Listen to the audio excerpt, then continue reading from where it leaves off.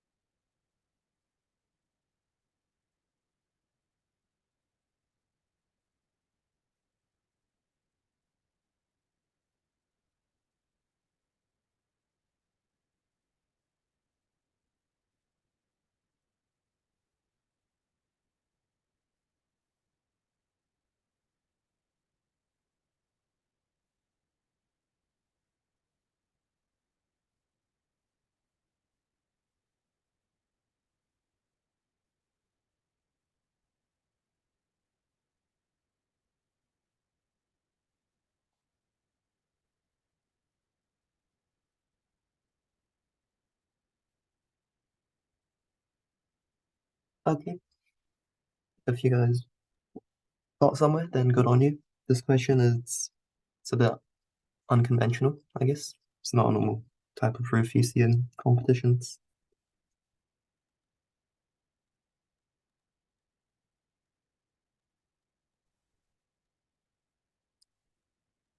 Okay, so here is triangle ABC, A, B, C.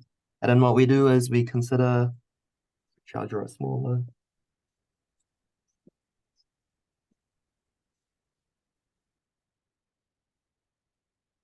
Extend line BC,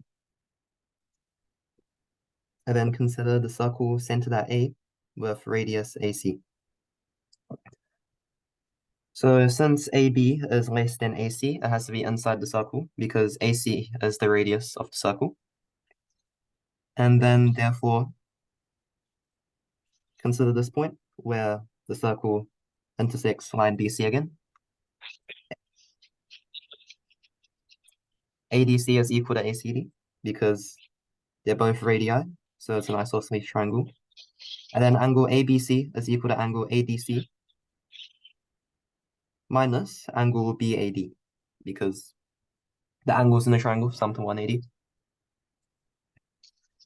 So therefore, angle ABC is bigger than angle ADC. Well, I should probably write it down.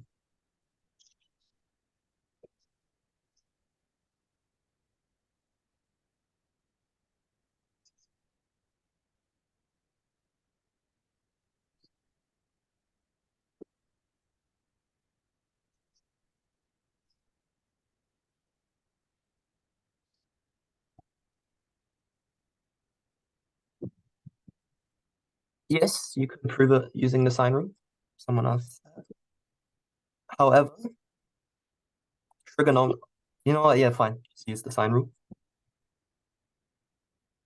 Something you could think about is trigonometry. I'm pretty sure it assumes triangles, which then assumes quite a lot of other stuff about triangles. Not certain, but yeah, your proof's fine. Okay. And then if B, okay, so we've proven the first part. If AC is longer than AB, then angle ABC is larger than angle ACB. Oh, I should not have removed that. Okay, so now if B is outside the circle, centered at A with radius AC, right? For example, let's say this is B now. then AB is longer than AC because it's outside the circle with radius AC. And angle ABC is equal to angle ACD. Remove this B.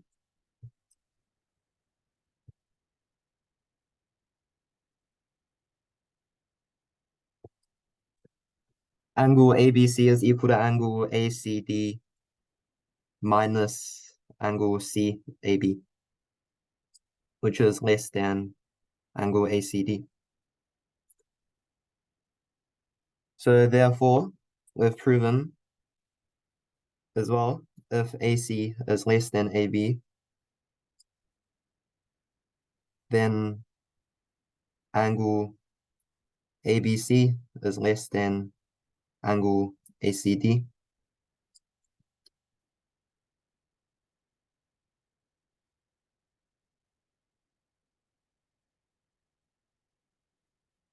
Yep. Okay, so we'll go back to the PowerPoint.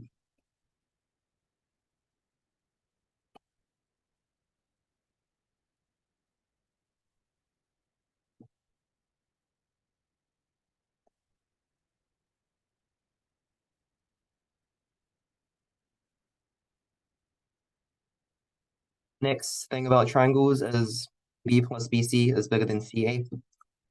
So for any triangle, the sum of two sides has to be larger than the length of the other side. Again, you guys can try prove it.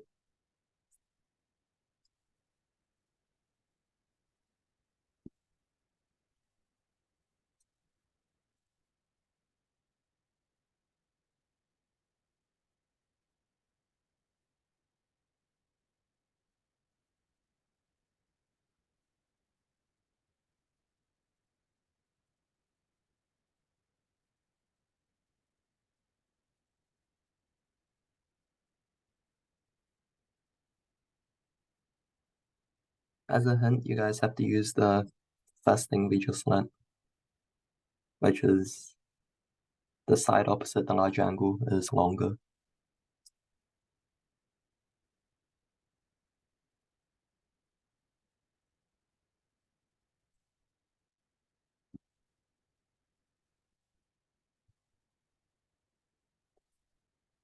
Okay, someone asked if AB plus BC is equal to CA, then that creates issues. So proof by contradiction, but you also have to prove that AB plus BC can't be less than CA.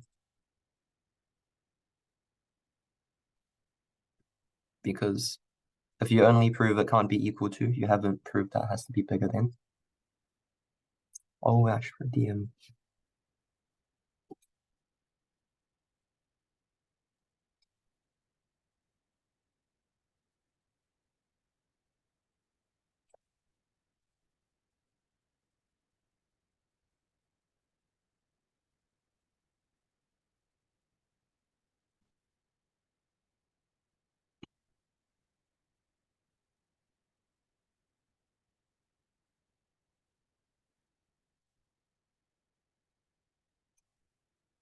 Okay, so hopefully you guys have noticed some things. So I actually saw someone ask me something, which was quite interesting. They said if AB plus BC is equal to CA, then that doesn't make sense anymore for it to be a triangle. And that can lead to an interesting proof, I guess, which I never thought about. Because then if you also prove, if you consider if AB plus BC is less than CA, then AB and BC can't connect. So then, therefore, it can't be equal to or less than, so it has to be bigger than. But the more traditional proof is consider triangle ABC, and we want to prove that AB plus BC is bigger than CA. This side's a bit weird because it's a sum of sides. So one way to deal with it is to create a line that is equal to AB plus BC. So to do that, we extend BC and consider point D on BC such that BD is equal to BA. Now this side DC is equal to AB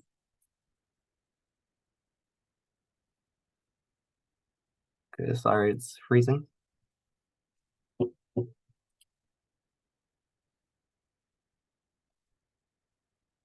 Okay, but DC is equal to AB plus BC.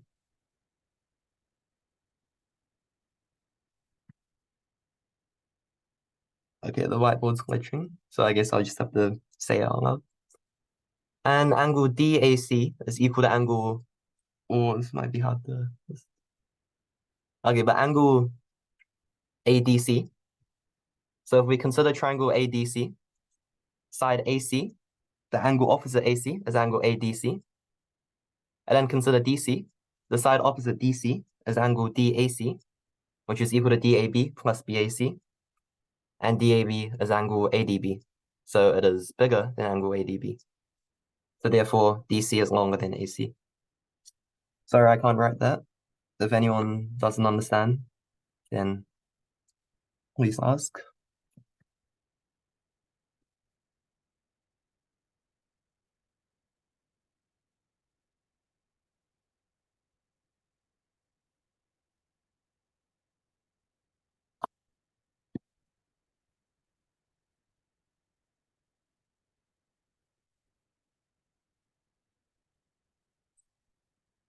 Okay, so next we have congruent triangles. Congruent triangles are defined as triangles with equal sides and angles. So this is obviously very helpful because it gives us a lot of information. And to prove that triangles are congruent, we can prove by the side angle side condition, or the side side side condition, or the angle angle side condition. So what this means is first we have side angle side. That means two triangles that we want to prove are congruent have two sides that are equal, and the angle in between is equal. It has to be the angle in between. That's why the order is side angle side. As we can see down here, there are two examples of congruent triangles. The next condition is side side side. This means all three sides are equal. And that also implies that the triangles are congruent, which then also means they have the same angles. The final way to prove that two triangles are congruent is by the angle side condition, which shows that two angles are equal and a side is equal. This can be any side. It doesn't have to be in any specific order. So, and finally, consider if side-side angle implies congruency in this specific order. So instead of the first condition, which was side angle side, now it's side angle. You guys can have a few seconds, I guess, a few minutes.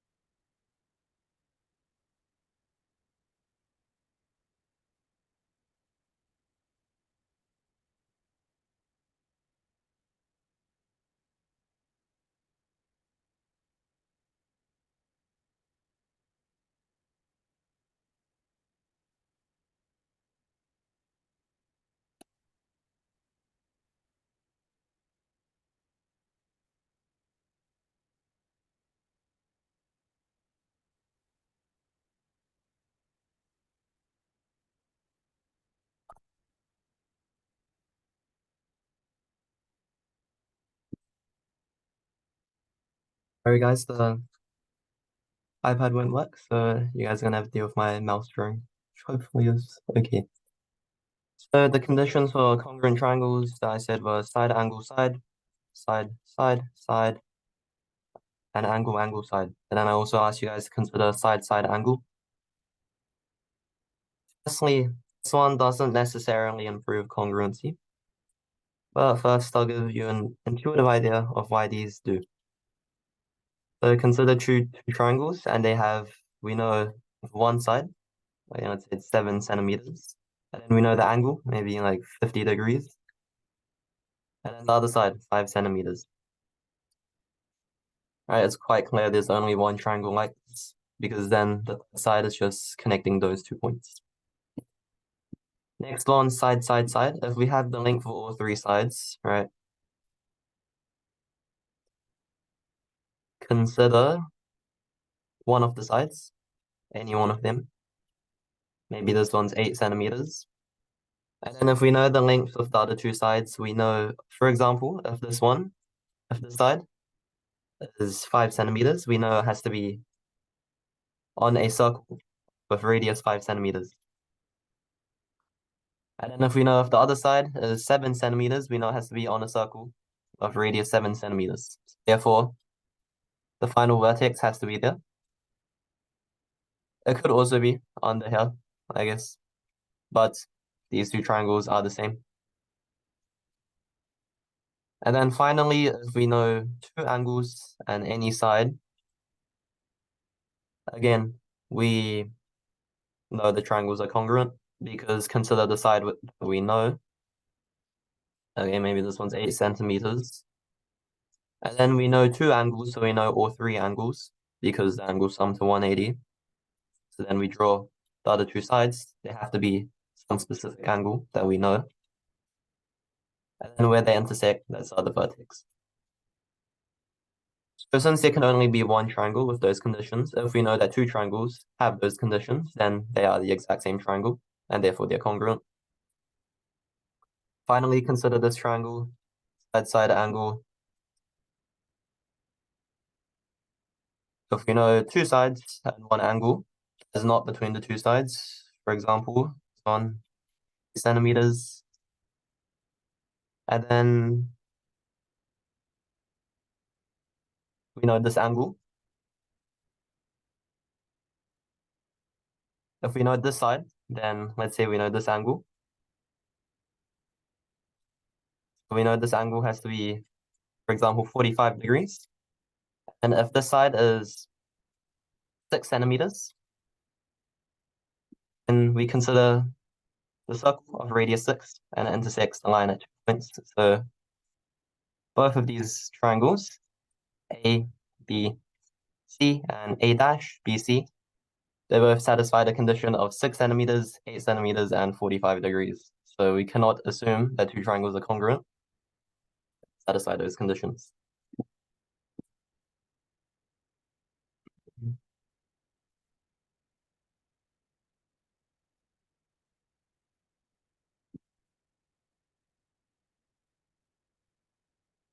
Next, we have parallel lines. The parallel lines are lines L and M. And then we have a line that cuts them. This is called transversal line T. And parallel lines, by the way, are lines that never touch. That's what they're defined as. And a fact that we can assume is true is that alternate angles, which are, for example, line angles 3 and 6, or angles 4 and 5, they're equal in parallel lines.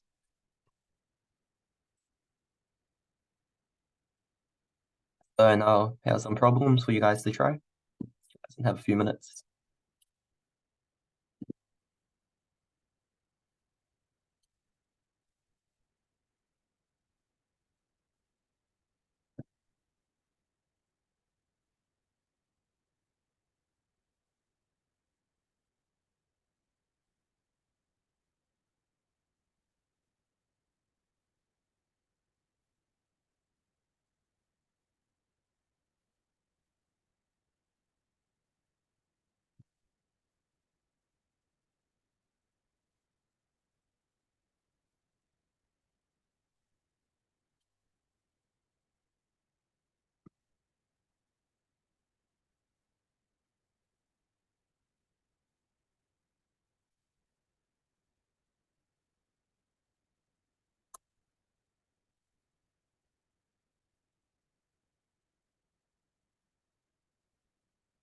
Can you guys see the? Okay, my bad.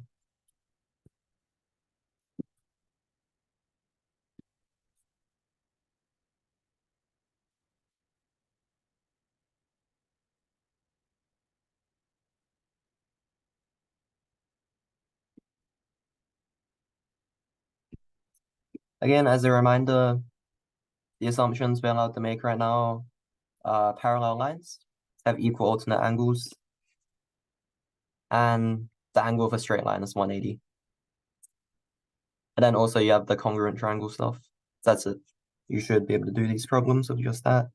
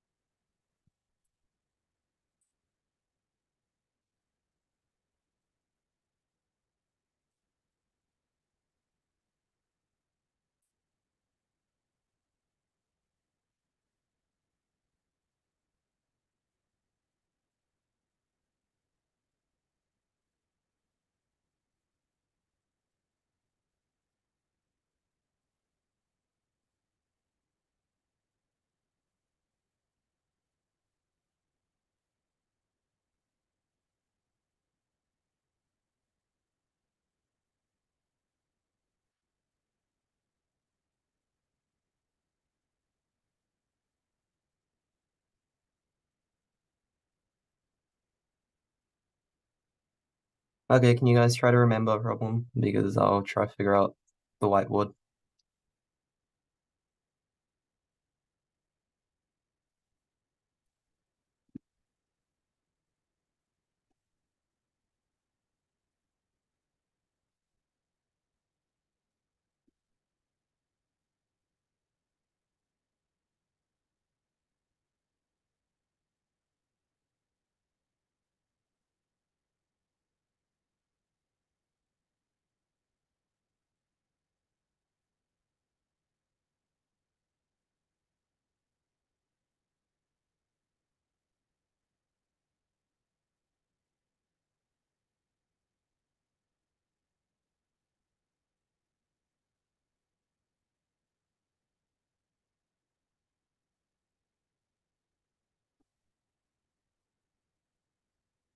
As a reminder, the next question is we have a parallelogram, which is a quadrilateral if the opposite sides parallel, and we want to prove the opposite angles are equal and that the opposite edges are equal.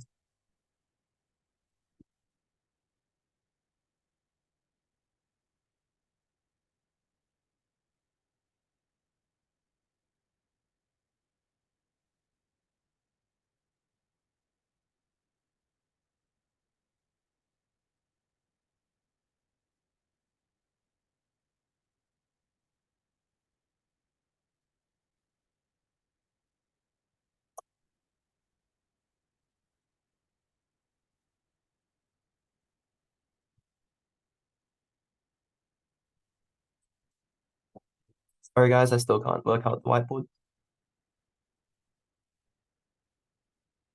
So for the first problem, we have a triangle,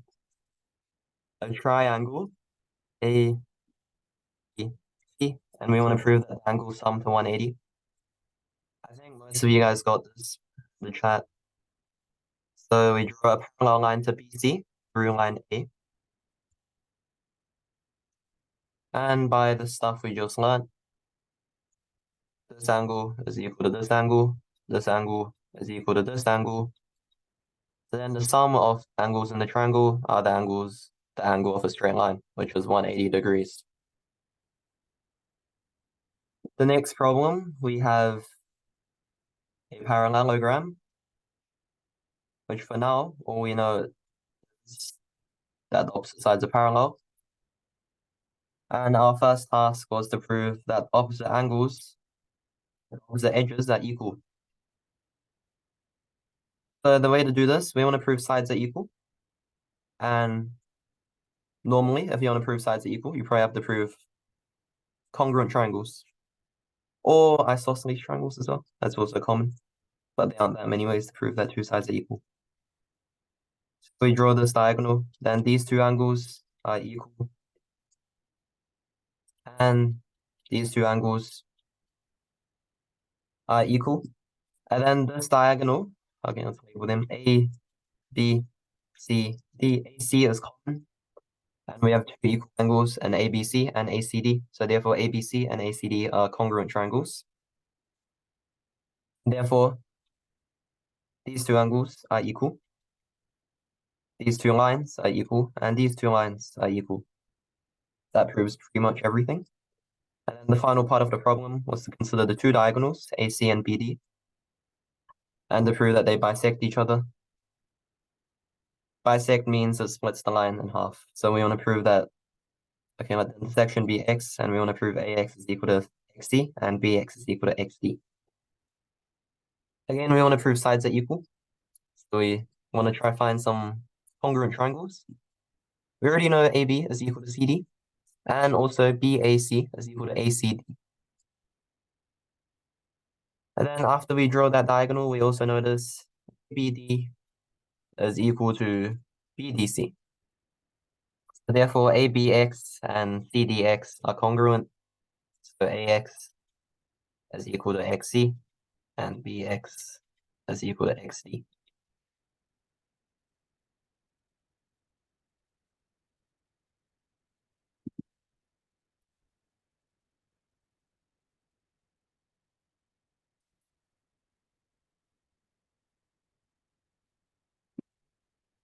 Okay, next we have similar triangles. Similar triangles are defined as triangles with the same angles. And also proportional edges. What that means is, like, for example, we have two similar triangles at the bottom, ABC and PQR. Angles are the same. And also the edges are proportional. So that means AB is a constant times PQ. BC is the same constant times QR. And CA is the same constant times RP. So to prove two triangles are similar, we have three different conditions again. First, we have angle-angle. So if two triangles have two angles that are equal, then we also know the third angle is equal because the angle sum to 180. And then you can also prove that the sides are proportional, which is not that easy to prove. So you guys are going to have to accept it. Next, we have SSS, which is the sides are proportional. So AB is PQ times something, BC is QR times the same thing, CA is RP times the same thing.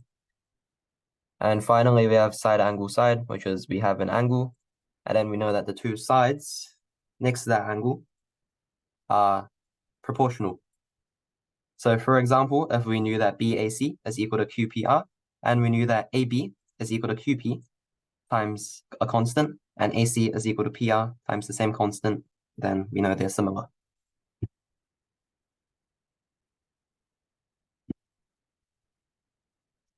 So here's a problem for you guys to try.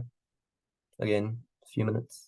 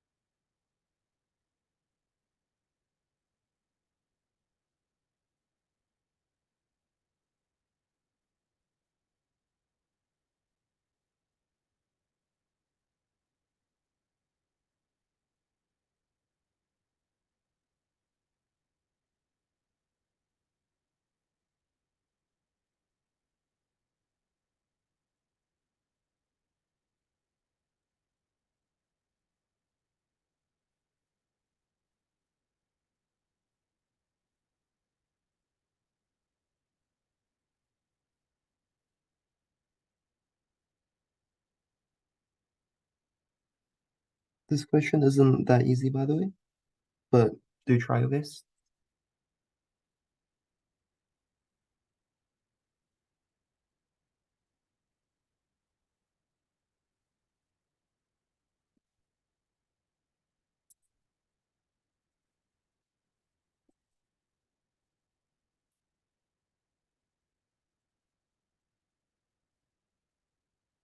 Okay, please try remember the problem, and this time I'll actually fix the whiteboard, I promise.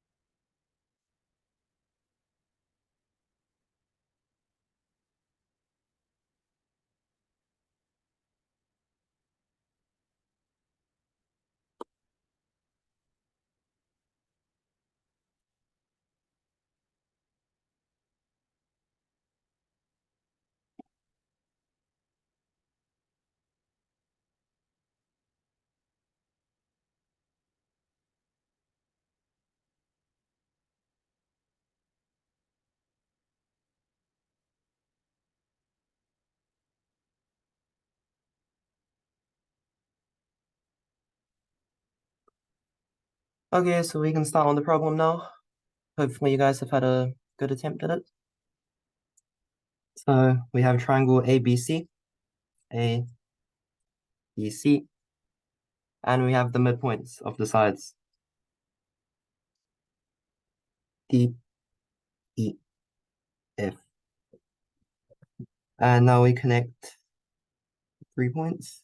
And then we want to prove that the 4 triangles formed by these lines are congruent. So what do we know? We know that these points are the midpoints of the lines, so we can write that down.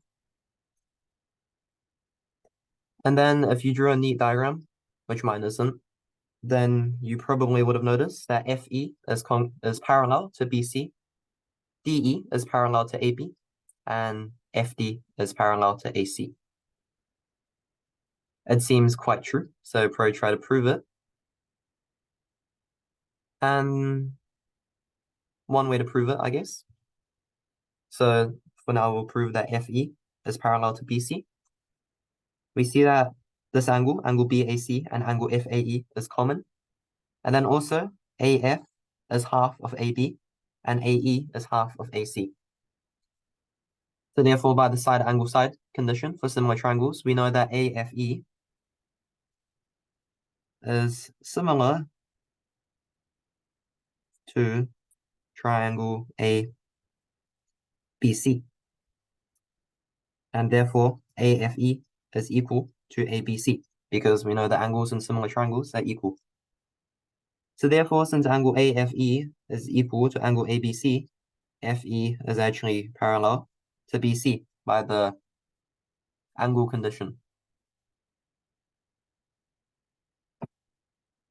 And so we've proven FE is parallel to BC, and then we can do the same to prove that ED is parallel to AB, and DF is parallel to CA. Now that we've proven that, we know that we have quite a lot of equal angles, which should be easy to spot just using the parallel lines, right?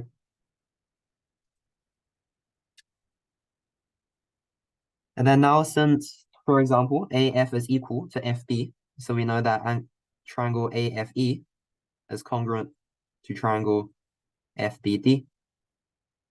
And AE is equal to AC, so we also know that AFE is congruent to triangle. That's a symbol for congruency, by the way. 2 straight lines. is congruent to triangle EDC. And then finally, using those congruent triangles, we can find some more equal sides.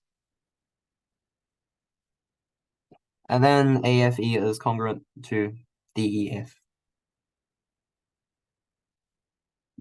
Next problem.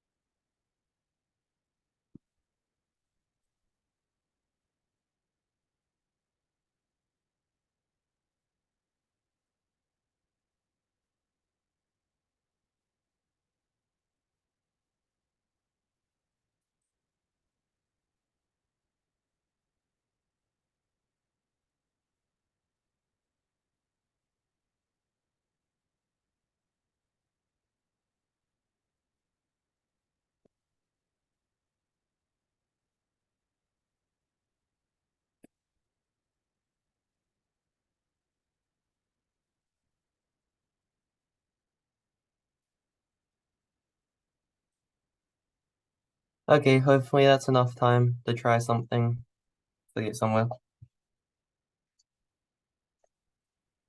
Um, okay.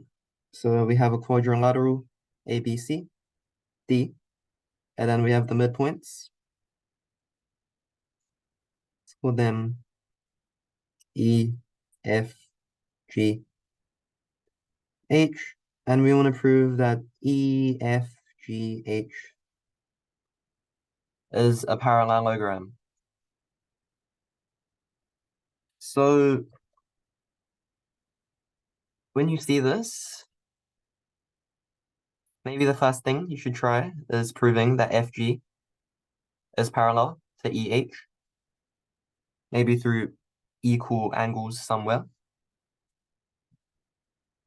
I mean, I don't know how to do that. I don't know if that's possible.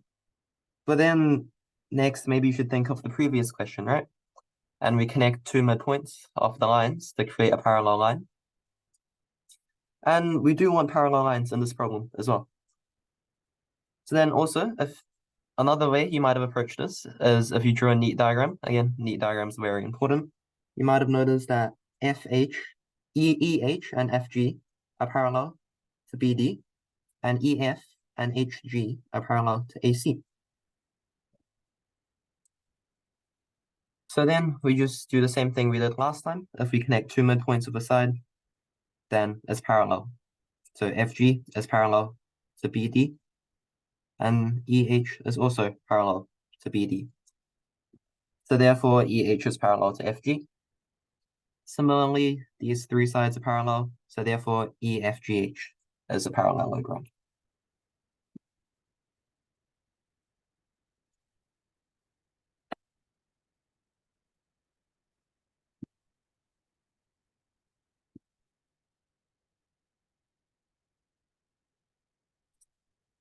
Okay, so next we have triangle centers. There's many different types of centers to a triangle, and the first one we'll consider is the centroid, which is where the medians intersect. Medians are defined as the line that connects a vertex to the midpoint of the opposite side. This diagram, you can see the medians, right? We connect A to the midpoint of BC, to the midpoint of CA, and C to the midpoint of AB, and they intersect at G. Okay, so you guys should consider if three of them intersecting at one point is a normal thing for three lines to do that.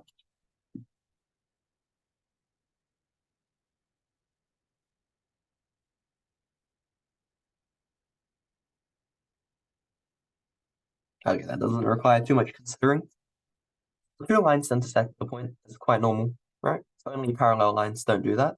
But then for three lines to intersect that one point, all right, you have to consider two lines. They already only intersect that one point. And then for the third line to intersect together as they go through that exact point.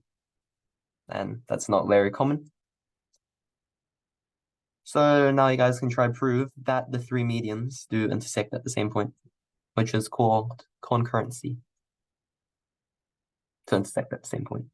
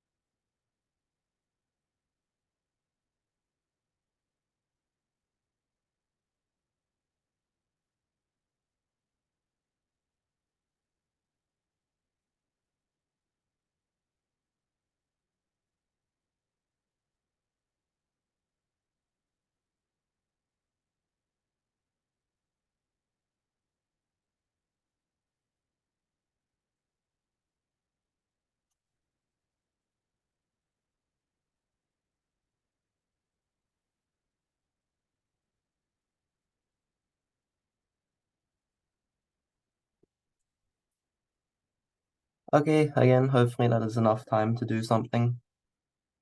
So we have triangle ABC.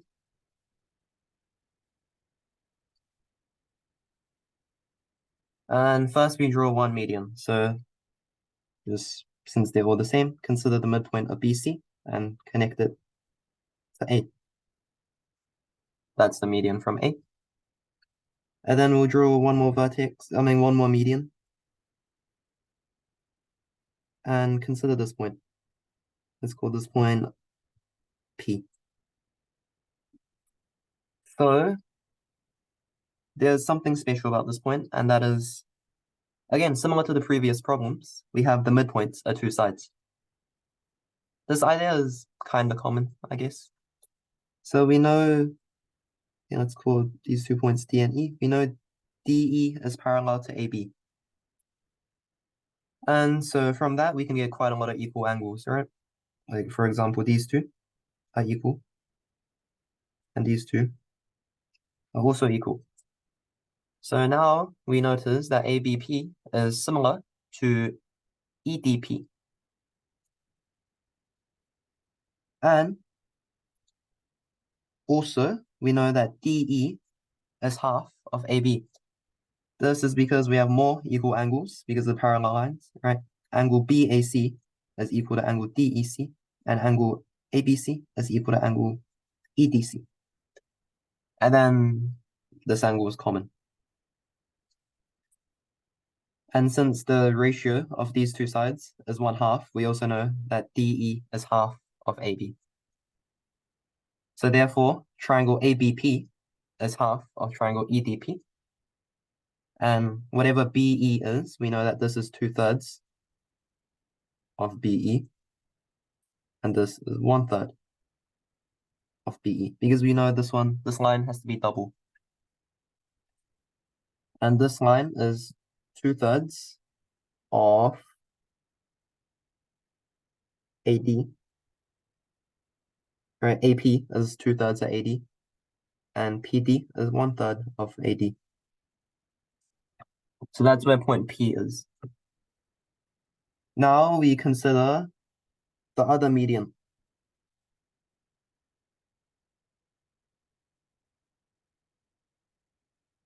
From vertex C. Okay. We know it's meant to pass through P, but let's not assume that just yet. And call the midpoint of AB F. Again, same thing. We find parallel lines, right? DF is parallel to CA. And then similar triangles. And then now, let's say CF intersects AD at point P dash. We know P dash is also 2/3 along the way of AD. So therefore P and P dash are the same point. And so we can say BE and CF both intersect at P. And that's how we prove the three lines intersect at the same point.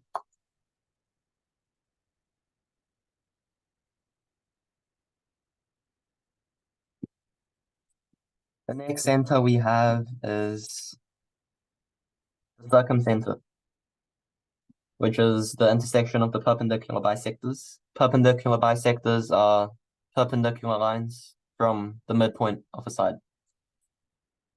So in this diagram, we see triangle ABC and the midpoints of ABBCCA. And then you draw a perpendicular line. And again, three lines intersect at the same point, which doesn't always happen. And an interesting thing about this point is that it is equidistant from the three vertices.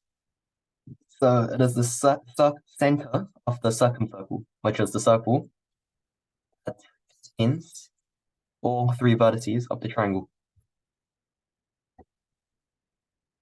This is not a very easy proof to prove why the three lines intersect at the same point. So you guys can have 2 minutes to try it, I guess.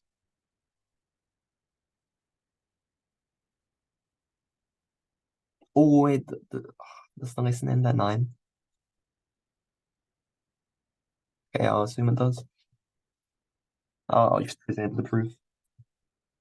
You guys can think about it in the meantime, I guess. Let's take it out the whiteboard.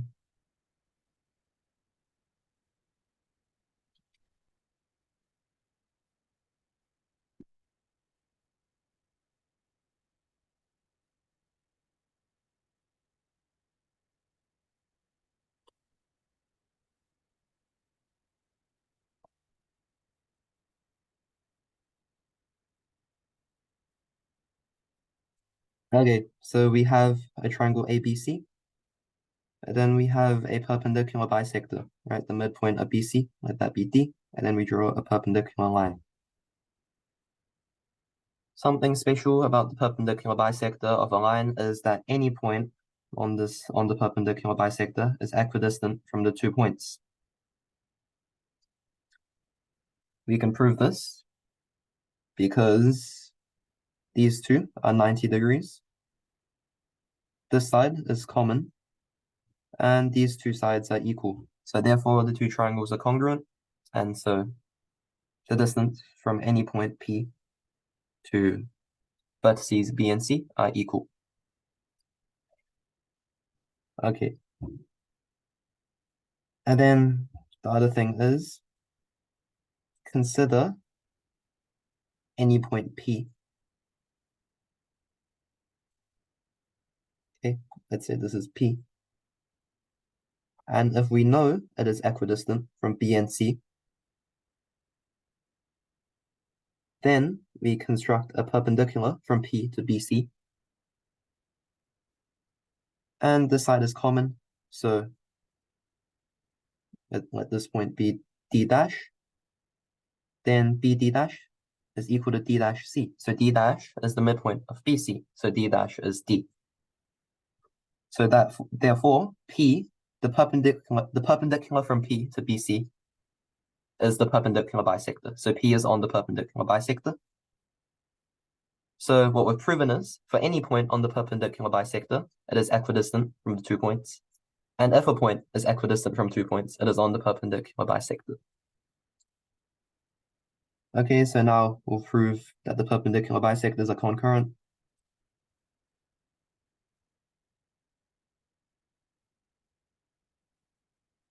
Consider this perpendicular bisector, D, and then this point, E, that perpendicular bisector. Then this point, P, is equidistant from B and C because it is on this perpendicular bisector, and it also is equidistant from A and C because it is on this perpendicular bisector. And therefore is equidistant from A and B, so it must be on the perpendicular bisector of AB. That's how we prove that. And then the next one, I won't go on the PowerPoint for this. The next center of a triangle is the orthocenter. The orthocenter is where the 3 altitudes intersect, and an altitude is a perpendicular from a vertex to the opposite side. So the altitude from A is this line. The altitude, okay, I'm going to draw a new triangle.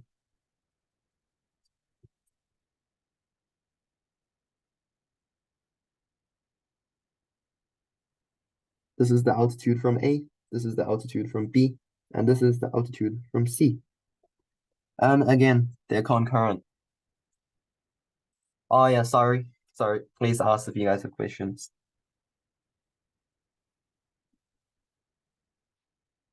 Again, I'll just present the proof of this. You guys can think about it for a minute, I guess, why they're concurrent. There's multiple proofs for this, and it's quite a cool one.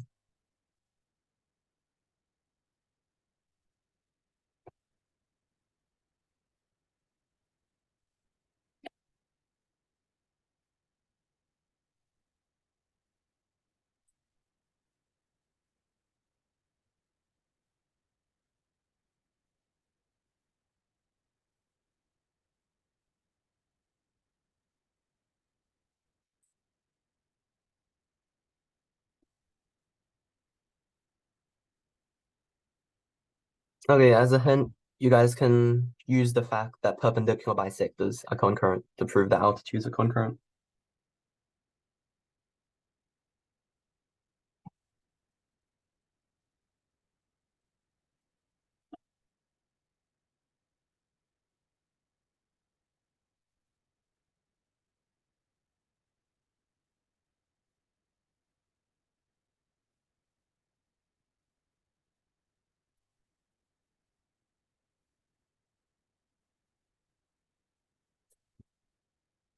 Okay, so the proof is we draw the perpendicular line to BC through point vertex A, and then we draw the parallel line to AB through vertex C, and finally the parallel line through B, the parallel line to AC through B.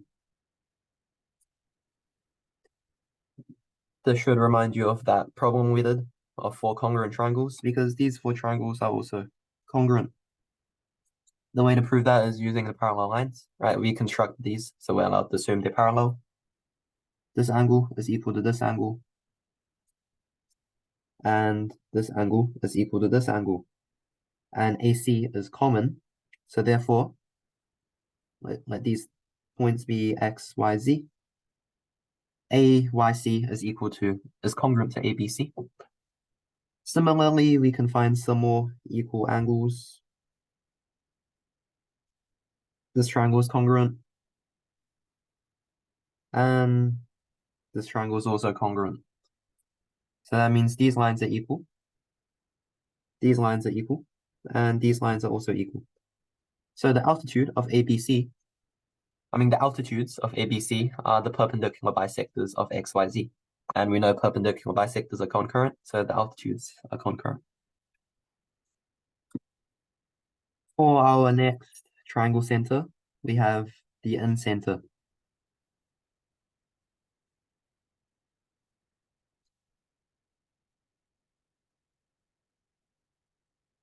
The in-center is the intersection of the angle bisectors. Angle bisectors are the lines that split the angles in half. So we have this angle bisector, and we have this angle bisector, and this angle bisector. Again, they're concurrent. To prove this, I think we're running low on time. So that's an exercise to the reader, to the listener. It is very similar to the proof on why perpendicular bisectors are concurrent. That's the hint, I guess.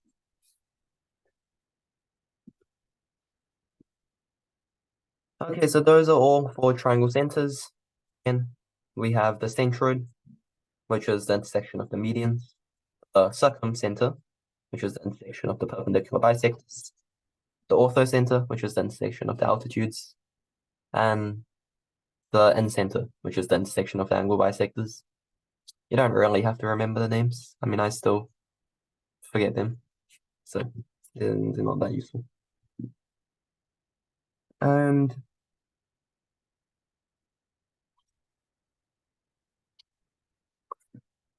finally, we have one more theorem.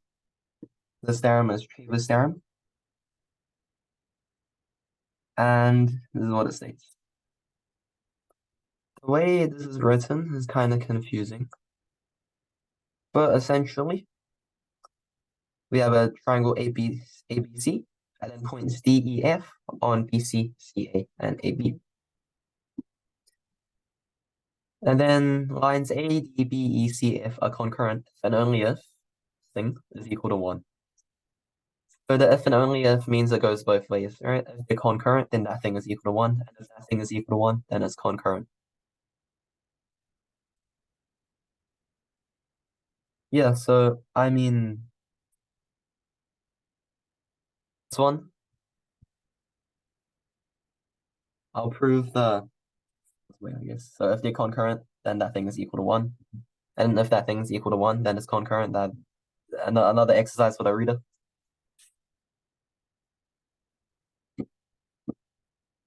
And to remember this expression, it's not that bad. Because if you look at it, D over DC, right? You go from B to C, and then you stop at the point, I guess. And then CE, EA, AF, FB. You guys can stare at it for a moment, I guess.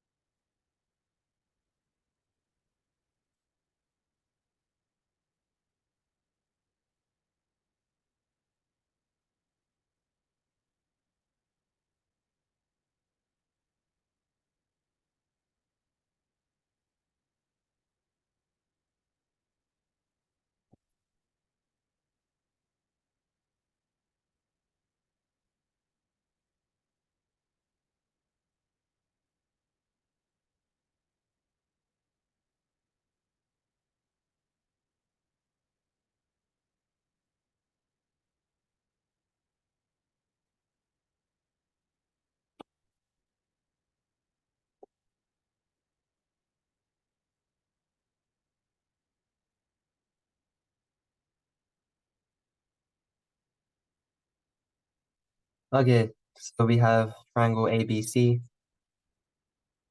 and we have three concurrent lines, okay?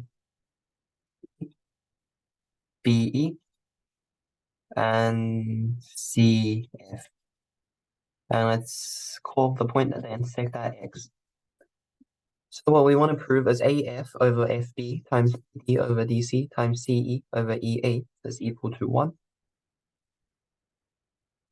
I think a logical approach to seeing this problem would be we have the ratio of sides. So maybe think of similar triangles. However, that is not how you prove it, unfortunately. But if you did think of that, good on you. So first we'll need a identity, I guess, I don't know what to call it. If AB is equal to CD, then A minus C is equal to B. A minus C over B minus D is equal to A over B. And this is because if you just expand it, we get this. We can cancel those. And then this is the same as this if we times out the denominators, right? AD, BC, AD, BC. Okay, so we have that.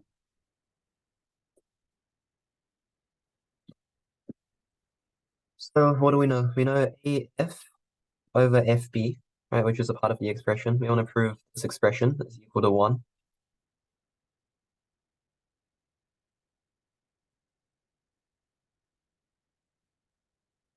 All right, so we do it term by term. AF over FB, they both have the same height, the two triangles, which is the perpendicular to C. So area of AFC is equal to AF times the height. Area of FCP is equal to FP times the height. So therefore, A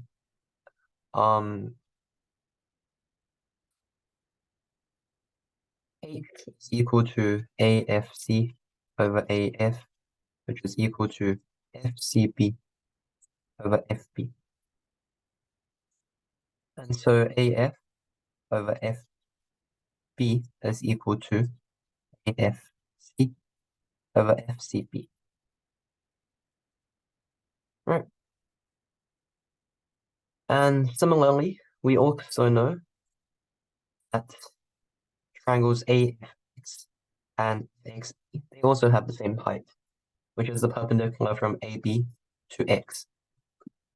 So we can also prove that AF over FB is equal to AFX over FX. And then by this thing, we can subtract in.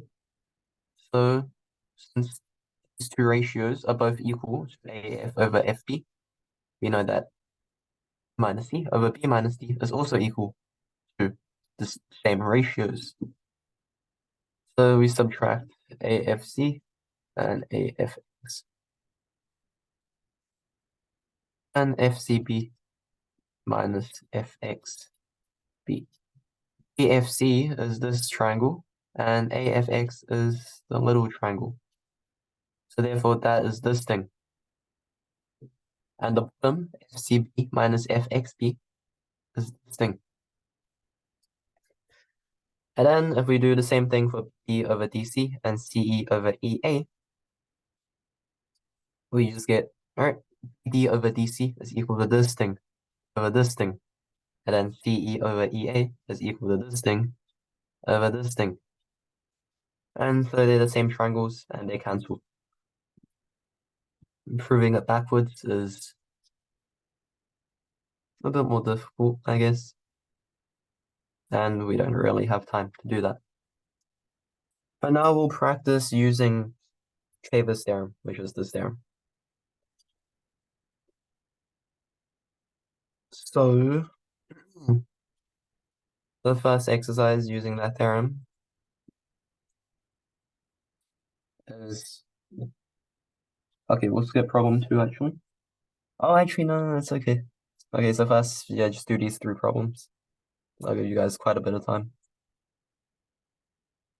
I think the lesson is meant to end at 9, so if you guys have to go, then fine.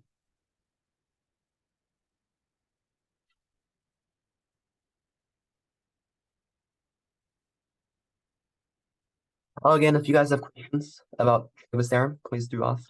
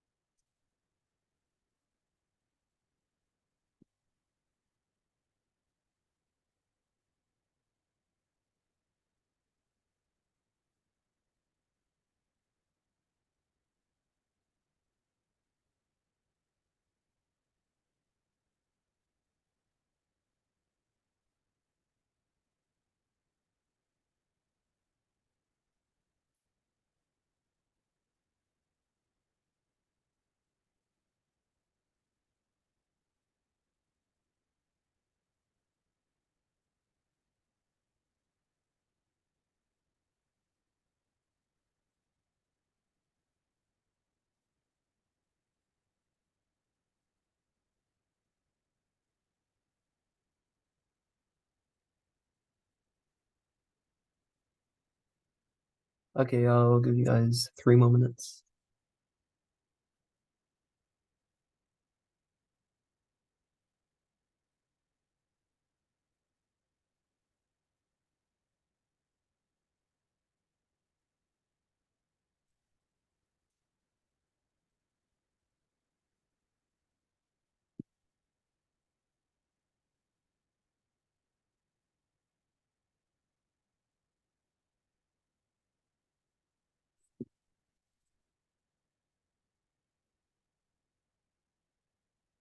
Okay, wait, because time's running out, I'll start presenting the solutions. Hopefully you guys have at least done problem 1, because it's not that bad. And how to go at problem 2.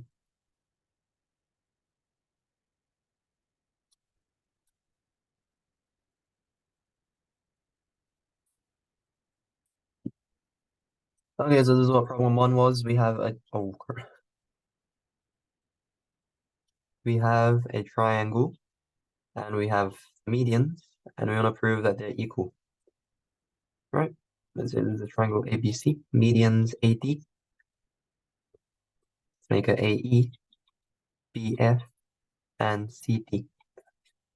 And Shaver's theorem states that if we can prove AD over DB times BE over EC times CF over FA is equal to 1, then they're concurrent. And that is very easy because they are the medians and they are equal. And that's it. Next problem, was the angle bisector theorem, which is if we have an angle bisector of ABC, then D over DC is equal to AB is equal to BD over AB is equal to DC over CA. I think in the problem I wrote it in a different form.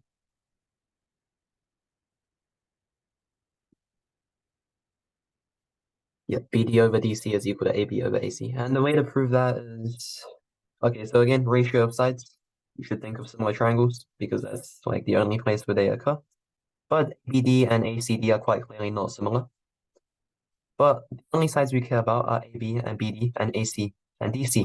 So we construct a triangle that is similar. All right, consider this triangle.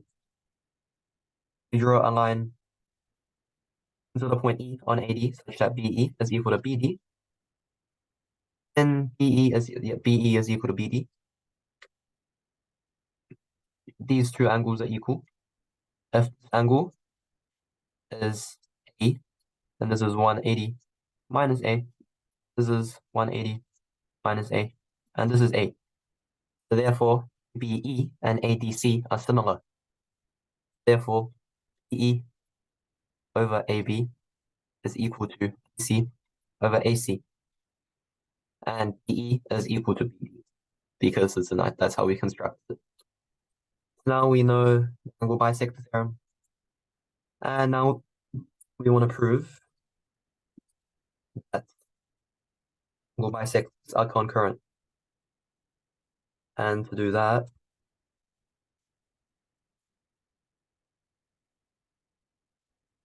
we can use ceva's again. I was going to try to think about it as I draw it.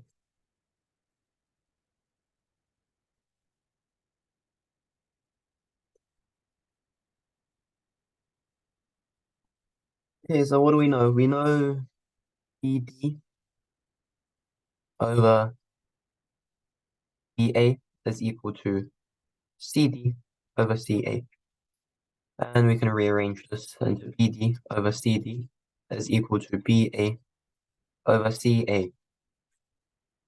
Right, and we see this thing in ceva's theorem. Ceva's theorem states that if AF over FB times BD over DC times CE over EA is equal to 1, and the lines are concurrent.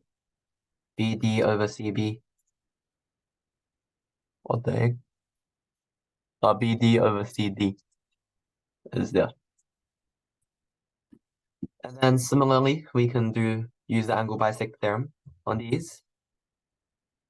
And then once you write it out, you get AB over CA and CA over CB and CB over BA. And then we get some cancellations and it's equal to 1 and we're done. Okay, sorry for going over time, guys. Do you guys have any problems with the solutions I just wrote up?